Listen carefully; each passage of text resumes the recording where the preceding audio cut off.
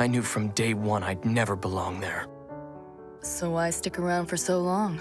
Was kinda her dream, all that Sokka stuff. Our dream, I guess. It's not your dream, though, is it? Come on, got something to show you. 3, 2, 1, showtime.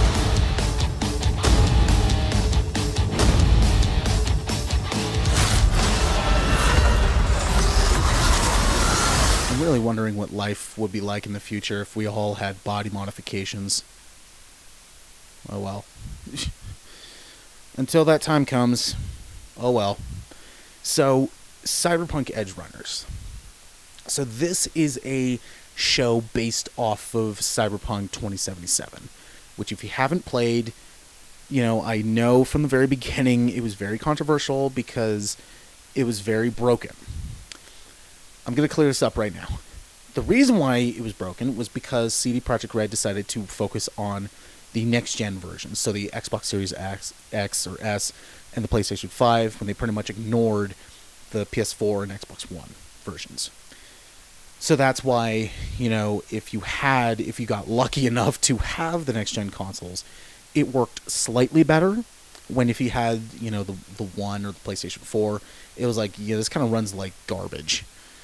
But now that it's been over, I think, 2 years now, I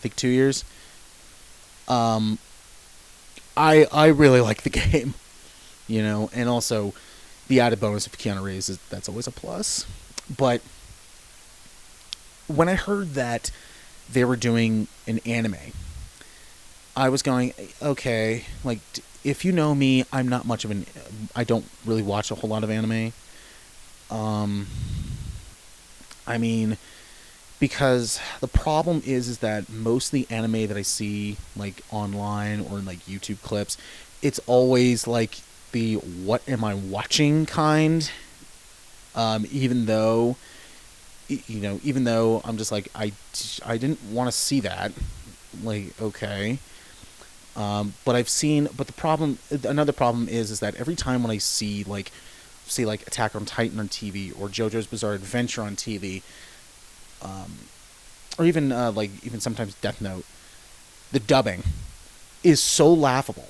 Like, for example, I went to a WonderCon with my dad, and we got to the hotel room after the day was over. We turned on the TV, and it was on, I think it was on Adult Swim, who play anime at night. And they played JoJo's Bizarre Adventure, but they played the English dubbed version. And we're just watching it going, this is just laughable. So what my dad did is he muted the TV and just started voicing all the characters. And so it was just some of the most stupid things and ridiculous things that looked like they were saying, but it was like we were in the studio just recording the dubs, but we didn't have a script. And it was pretty entertaining.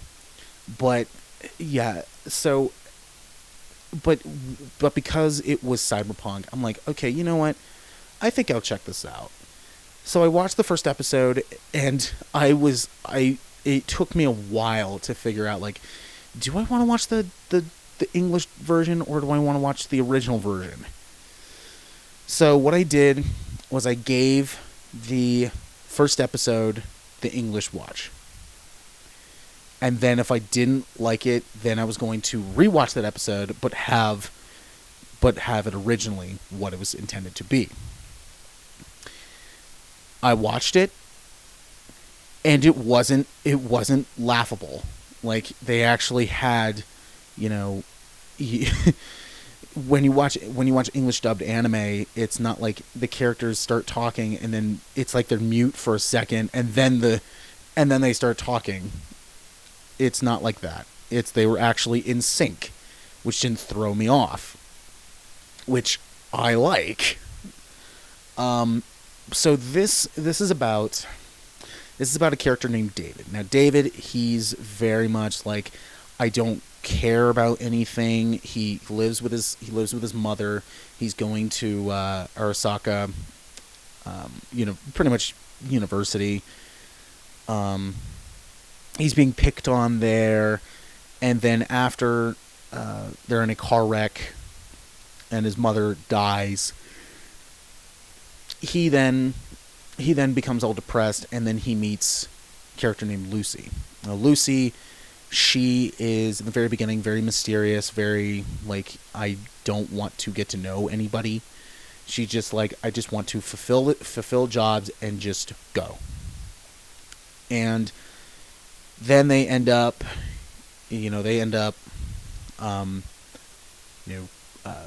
crossing paths, and then it leads David into joining this group called Edgerunners, and then adventures go on. Now, Edgerunners is basically like people that do jobs that really no one else would take in the world of Cyberpunk. Now, I think it's well written. I think it's really well written. And if you watch anime, normally, and if you've played Cyberpunk, you would know in Cyberpunk there's a lot of violence, quite a bit of swearing, and quite a bit of nudity. And that's why I think when I heard that they were doing an anime based on Cyberpunk, I'm like, okay, that makes sense, because if you really look at it, Cyberpunk is very much an anime world, just not hand drawn, just in a video game. So yeah, this is very mature because it's anime. Very violent.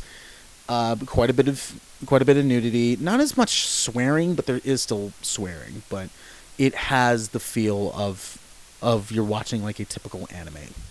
All over it. It's all over this thing. And then the over time they introduce more characters, and I'm just like, I like you, but you're kind of tinkering on the edge because I don't know what you're gonna do.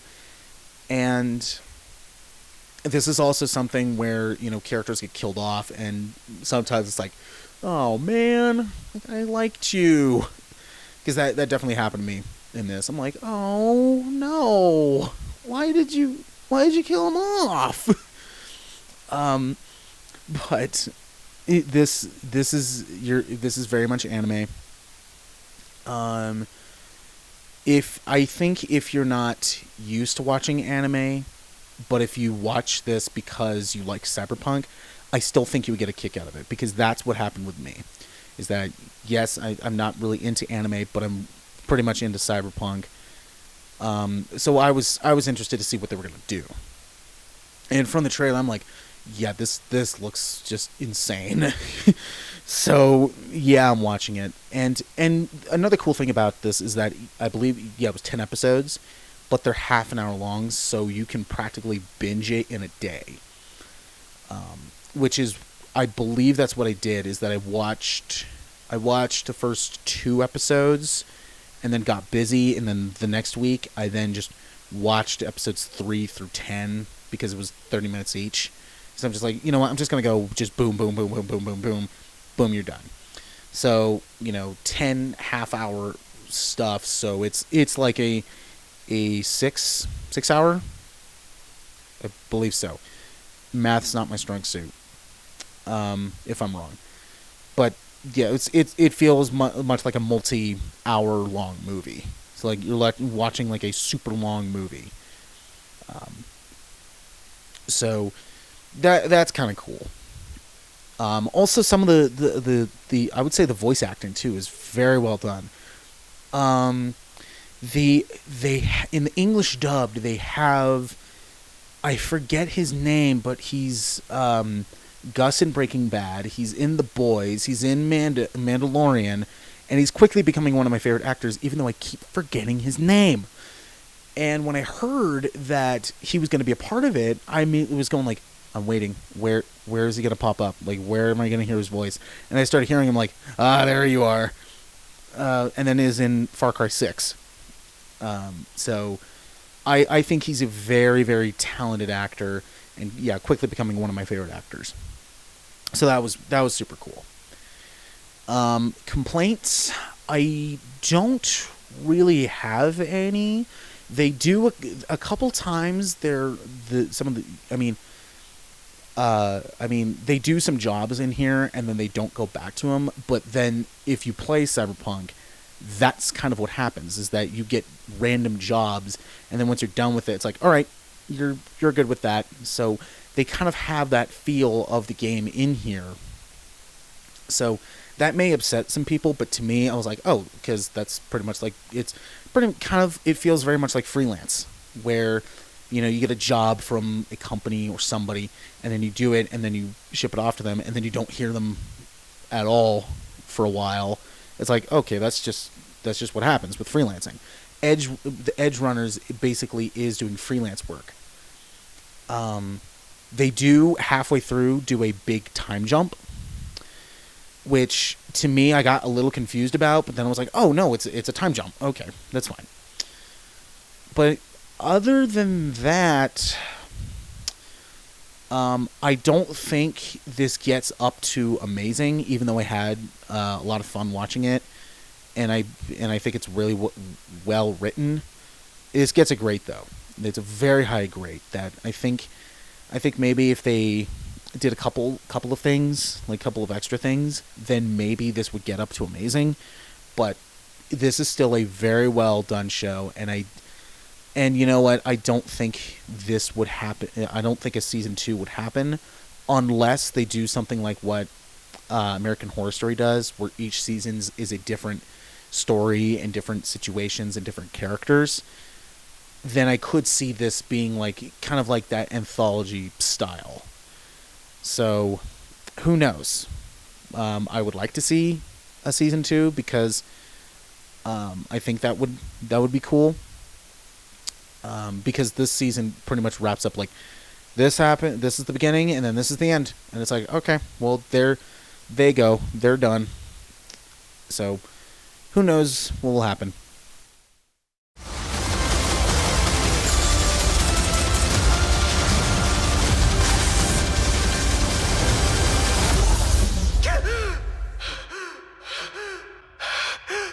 I have stellar expectations for you, too.